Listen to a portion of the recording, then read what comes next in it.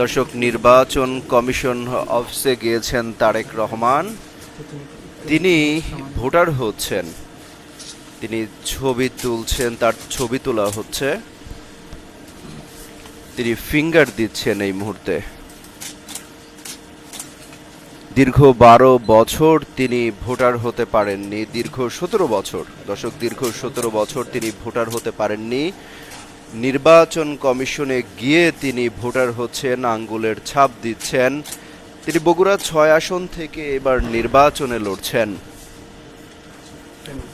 গেল 25 ডিসেম্বর দীর্ঘ 17 বছরের নির্বাসিত জীবন পার করে তিনি দেশে ফিরেছেন। এরপরে আজকে তিনি সকালে সর্বপ্রথম বাসা থেকে বের হয়ে, গুলশানের 196 নম্বর বাসা থেকে বের হয়ে শহীদ ওসমান হাদির কবর জিয়ারত করেন। সেই কবর জিয়ারত শেষ করে নির্বাচন কমিশন অফিসে যান। দর্শক, আমরা দেখতে পাচ্ছি তিনি নির্বাচন কমিশন অফিসে গিয়ে হাতের ফিঙ্গার দেওয়ার চেষ্টা করছেন। ছবি তোলা হয়েছে এরই মধ্যে। তিনি ভোটার কার্যক্রম সম্পন্ন করবেন আজকে। আগামী 12ই ফেব্রুয়ারি যে জাতীয় সংসদ নির্বাচন অনুষ্ঠিত হওয়ার কথা রয়েছে, সেই নির্বাচনে বগুড়া 6 আসন থেকে লড়ার ঘোষণা দিয়েছেন বিএনপির ভারপ্রাপ্ত চেয়ারম্যান তারেক রহমান।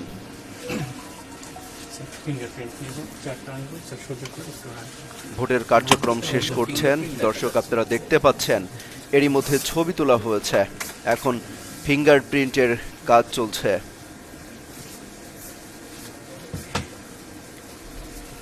তারেক রহমানকে বরণ করে নিতে লক্ষ লক্ষ মানুষের সমাগম হয়েছিল রাজধানীর 300 ফিট এলাকায়। 25 ডিসেম্বর 2025 তিনি দেশে ফেরেন দীর্ঘ 17 বছরের নির্বাসিত জীবন পার করে। ফিঙ্গারপ্রিন্টে জটিলতা হচ্ছে, অর্থাৎ শীতের যে সময়, শীতকালীন সময়ে হাতের চামড়া একটু শুষ্ক থাকে, এই কারণে ফিঙ্গারপ্রিন্ট নিতে চায় না, সেই জন্যই বারবার দিতে হচ্ছে। দর্শক, আপনারা সরাসরি যুক্ত আছেন যুগান্তর লাইভে। নির্বাচন কমিশন ভবন থেকে তার পরবর্তীতে যাওয়ার কথা ছিল জুলাই আন্দোলনে যারা আহত হয়েছেন, এখনো যারা পঙ্গু হাসপাতালে আছেন বা এইরকম একটা খোঁজ ছিল, সেখানে যাওয়ার কথা ছিল তাদেরকে দেখতে। পরবর্তীতে সেই কর্মসূচিটা কিন্তু স্থগিত করা হয়েছে। চোখের আইরিশ দিচ্ছেন তারেক রহমান, অর্থাৎ ভোটার হতে ফিঙ্গারপ্রিন্ট, চোখের আইরিশ এবং ছবি, যে কার্যক্রমগুলা হওয়ার কথা সেগুলো সম্পূর্ণ করছেন তারেক রহমান। এখনো নির্বাচন কমিশন অফিসে আছেন, সিগনেচার দিচ্ছেন, অর্থাৎ ভোটার আইডি কার্ডে একটা সিগনেচার থাকে, সেই সিগনেচারটা দিচ্ছেন তারেক রহমান। তিনি আসলেন, সব শঙ্কা কাটিয়ে তিনি দেশে আসলেন, অবশেষে আসলেন। তারপরে ভোটার কার্যক্রম সম্পাদনা করছেন, আবারও দিচ্ছেন সিগনেচার। দর্শক, যুক্ত আছেন যুগান্তর লাইভে। আপনারা দেখতে পাচ্ছেন তারেক রহমান ভোটার হচ্ছেন, ভোটার হতে নির্বাচন কমিশন অফিসে হাজির হয়েছেন।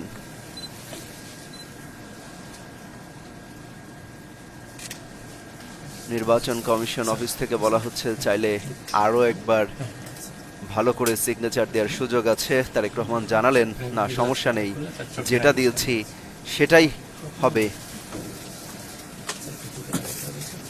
পূর্ব নির্ধারিত কর্মসূচি অনুযায়ী তারেক রহমান সকালে গুলশানের বাসা থেকে গাড়িবহর নিয়ে বের হয়েছেন। বের হওয়ার পরে শহীদ ওসমান হাদির কবর জিয়ারত করেন। সেখান থেকে তিনি সরাসরি গাড়িবহর নিয়ে, নিরাপত্তা বহর নিয়ে নির্বাচন কমিশন অফিসে যান। সেখানে গিয়ে ফিঙ্গারপ্রিন্ট দিয়েছেন, ছবি তুলেছেন, চোখের আইরিশ দিয়েছেন, সিগনেচার করেছেন। ধন্যবাদ জ্ঞাপন করলেন, কষ্ট দিয়ে গেছেন, সেই কৃতজ্ঞতাও জানাচ্ছেন তারেক রহমান। বিএনপির ভারপ্রাপ্ত চেয়ারম্যান তারেক রহমান অবশেষে ভোটার হওয়ার যে আনুষ্ঠানিকতা, ভোটার হওয়ার যে কার্যক্রম, সেগুলো সম্পাদন করলেন। কড়া নিরাপত্তা ব্যবস্থার মধ্য দিয়ে নির্বাচন কমিশন অফিসে এসে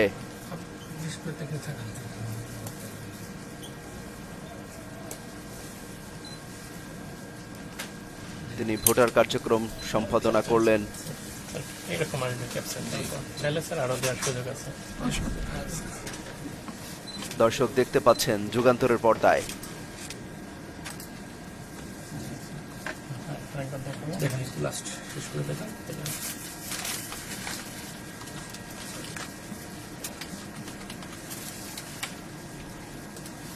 স্যার আপনার ডাটা স্যার মানে if you are satisfied I am fine. Sir আমি স্যাটিসফাইড যদি আপনাদের রুলস অনুযায়ী সব হয়ে থাকে দেন আমি স্যার।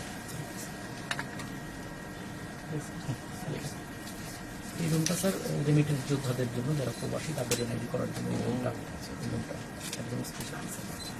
প্রত্যেক প্রবাসী মানে যারা দেশে আসে তখন এখান থেকে হয় স্যার এনআইডি। আর কিছু আছে না আমাদের শেষ। Sir thank you so much. কষ্ট দিয়ে গেলাম। Sir thank you. সবার সাথে একটু স্যার